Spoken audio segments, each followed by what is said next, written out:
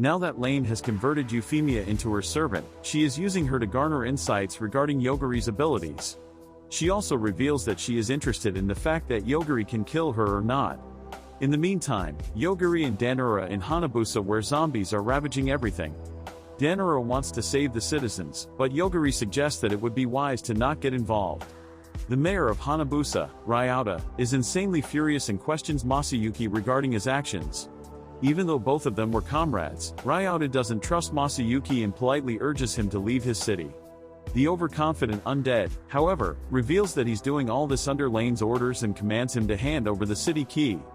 Ryota has no other option but to hand over the key, and with this, Masayuki suddenly orders his underlings to halt. He then introduces himself to the people of Hanabusa and instructs them to capture Yoguri and Danura if they want to survive. In the meantime, Yoguri and Danura are hiding since everyone is looking for them. Danura wonders why they are being targeted as Yoguri reminds her that he killed a sage before coming here and that might be the reason behind this. As they are conversing, some random people approach them. Yoguri threatens them to stay away, but they utterly shun his warning and attempt to ambush him. With no other option left, Yoguri kills one of them and rest scatters quickly. Yoguri also realizes that Masayuki is using the citizens to capture him because he assumes that Yoguri won't kill them. This pisses him off and decides to negotiate with him. As soon as they reach Central Park, they come across Masayuki and Ryota, who wonder if they are here to surrender themselves. He further mocks them that he disappointed him by sacrificing himself for the citizens, but Yoguri immediately denies this allegation, stating that he just wants to leave the city. This shocks Masayuki as he asserts that they are in no position to make demands here and orders his immortal army to ambush them. He is sure that Yoguri cannot kill undeads, but much to his surprise, Yoguri makes quick work of them and questions him regarding this. With utter confidence, Yoguri asserts that he's the one who decides what death means and that their vague concept regarding death doesn't mean anything to them. This makes Masayuki insanely furious and activates his transformation to take care of Yoguri himself. However, unlike most protagonists who let their opponents transform, Yoguri breaks the stereotype and kills him before his transformation could fully manifest. Seeing all this, Ruta literally begs him to not kill him as Yoguri reassures him that he won't kill anyone for no reason. Ruta informs them that Sage Lane is the one behind all this and that this area belongs to her. Danura then questions the reason behind her actions, but Ruta himself is not sure about this since sages don't mess with each other's candidates. Suddenly, Yoguri and the annoying spirit notice some sort of mind control over the entire area. Yoguri also senses killing intent from all over the city towards him, and they immediately realize that Lane is now using the citizens as pawns. She is even controlling the barrier, so they cannot cancel out the mind control. In the meantime, Lane questions Euphemia regarding Yoguri's ability and if she renders him a massive threat. Euphemia asserts that it would be in their best interest to not mess with Yoguri Takatu. This shocks Lane since Euphemia is aware of her insane abilities, but is still against this. In the meantime, Yoguri has no other option but to take out the citizens who attack them. He wants to make quick work of things, but Ryota's suffering stops him. With all of this going on, Lane has devised a strategy to get rid of Yoguri by amassing her clones and leading the darkness towards the city. Since Lane possesses the ability to instantly regenerate, creating clones is like a piece of cake for her. She then explains her strategy, asserting that her clones don't remember Yoguri and bear no killing intent towards him. She further instructs her clones to destroy the city as soon as they witness something strange like darkness death. In the meantime, darkness is turning the entire city into dust as Danura assumes that even Yoguri cannot kill such a creature, but much to her surprise, he denies this. Yoguri realizes that even though these circumstances are weird, he cannot let darkness roam freely. As soon as he gets rid of darkness, mysterious beams appear from the sky and destroy the city. Yoguri and the others take shelter as he realizes that someone else was using the darkness killing intent to initiate the attack. He also wonders if someone is testing him. As he is thinking all this, Dana reminds him that his face is resting on her boobs and that he can get up. Yoguri apologizes for this as Ryota asks them to stop hugging each other and do something about this situation.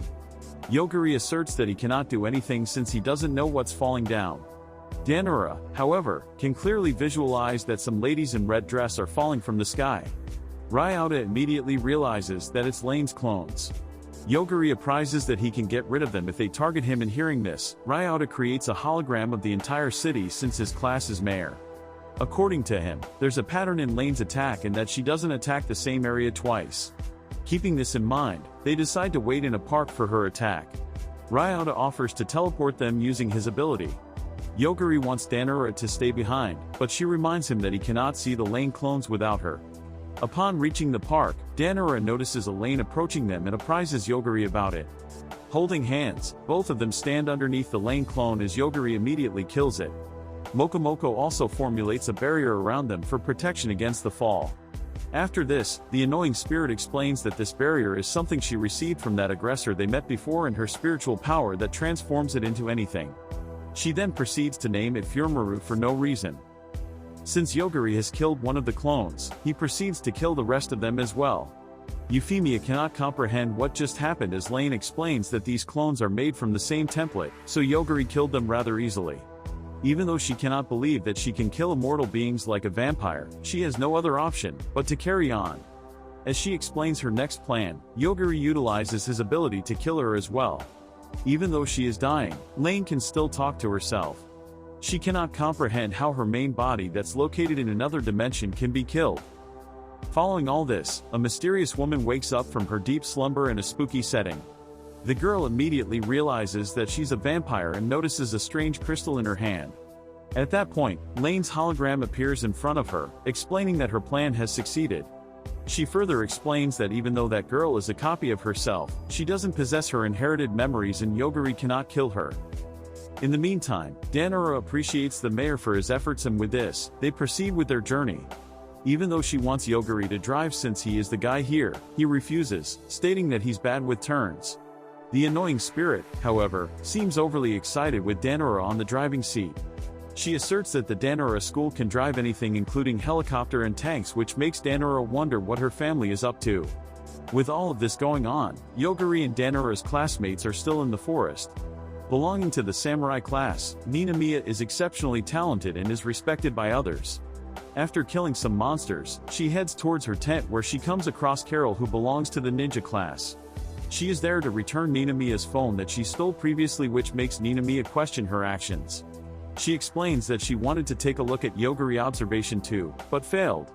Hearing this, Ninamiya wonders if they don't possess their own observation tool since they are also observing him.